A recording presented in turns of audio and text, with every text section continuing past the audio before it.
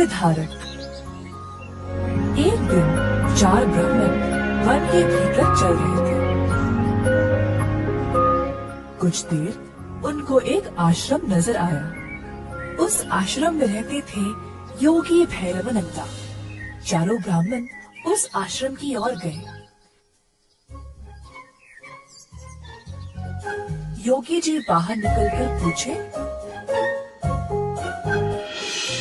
कौन हो तुम लोग और यहाँ क्यों आए हो? गुरुजी, हमने आपकी अनोखी शक्तियों के बारे में सुना है। आपसे मिलकर हम धन्य हुए।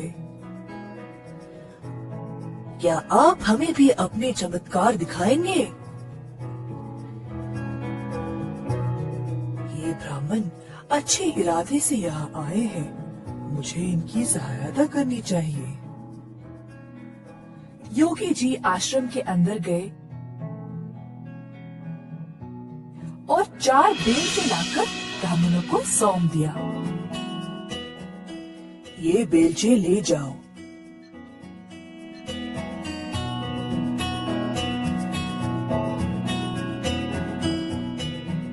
गांव के पास एक छोटा तालाब है और उस तालाब के साथ ही एक अंजीर का पेड़। उस पेड़ के पास जो लाल मिट्टी है उसे खोदो और अपना भाग्य आजमाओ। ब्राह्मणों बेलचे लेकर उसी स्थान पर आ पहुँचे।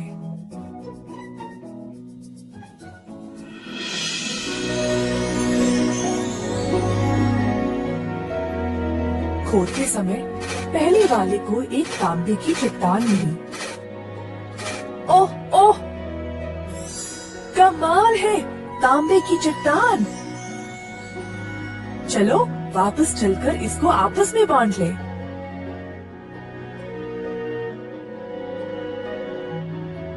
अरे नहीं, हमें सोना चाहिए और जब तक ना मिले खोदते रहेंगे। तुम चाहो तो वापस जा सकते हो। पहला ब्राह्मण संतुष्ट था तो वो वापस चला गया।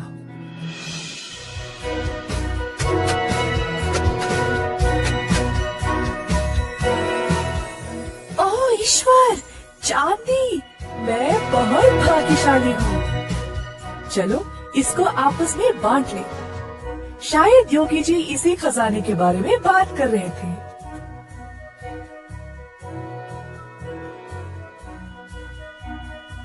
हमको अभी सोना नहीं मिला, हम कोशिश करते रहेंगे। तुम चाहो तो जा सकते हो। दूसरा ब्राह्मण अपनी प्राप्ति से प्रसन्न था और वहाँ से चला गया।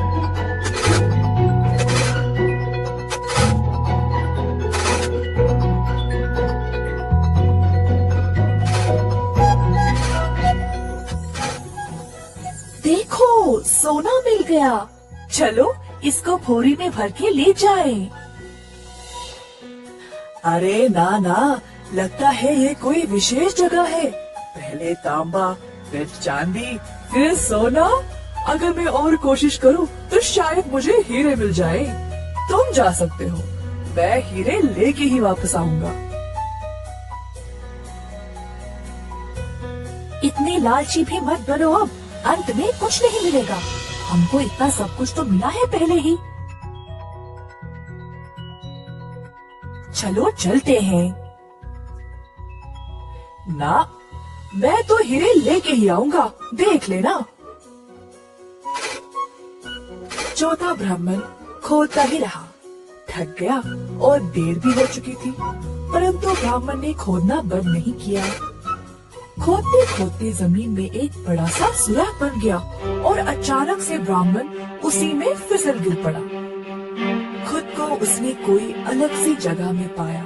ऊपर उठा तो उसने एक आदमी को देखा जिसके सर पर एक चक्र घूम रहा था। ब्राह्मण हैरान रह गया। तुम कौन हो और यहाँ क्या कर रहे हो? और ये तुम्हारे सर पर चक्र क्या है? ब्राह्मण के ऐसा पूछते ही वो चक्र अब उसी के सर पर आ गया और घूमने लगा। ये क्या है? इस चक्र को मुझसे दूर करो। मैं कुछ नहीं कर सकता, ये सब ईश्वर के हाथ में है। इधर लालची लोग गिरते हैं। अब तुमको इस खजाने की रक्षा करनी पड़ेगी। तुम्हें ना भूख होगी, ना प्यास, और ना ही तुम्हारी उम्र बढ़ेगी। मृत्यु से भी मुक्त रहोगे। पहले ये बताओ मैं इस चक्र से मुक्त कैसे हो जाऊं? लालची लोग जब ज्यादा खोदने लगते हैं तो वे इधर गिर पड़ते हैं। कोई और तुम्हारी तरह इधर गिरेगा? अरे नहीं, इतनी बड़ी जिम्मेदारी, मैं इस चक्र का भार बर्दाश्त नहीं कर सकता। ये कब से तुम्हारे सिर पर था? नहीं पता। मैं कई वर्ष पहले यहाँ आया था जब महाराज राम का राज चल रहा था। मुझे तांबा, चांदी और सोना भी मिला, परंतु हीरो की लालच में मैं भी फिसल गिर पड़ा। बस मेरे पास बोलने के लिए और कुछ नहीं है।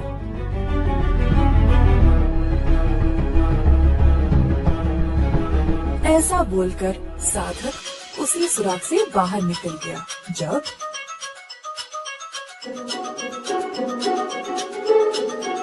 वो तो यही खोद रहा था, पता नहीं कहाँ रह गया।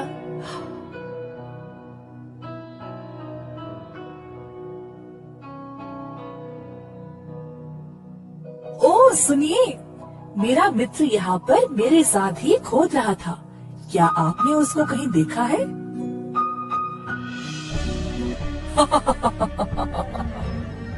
साधक हंसने लगा और तीसरे ब्राह्मण को सारी घटना सुनाई।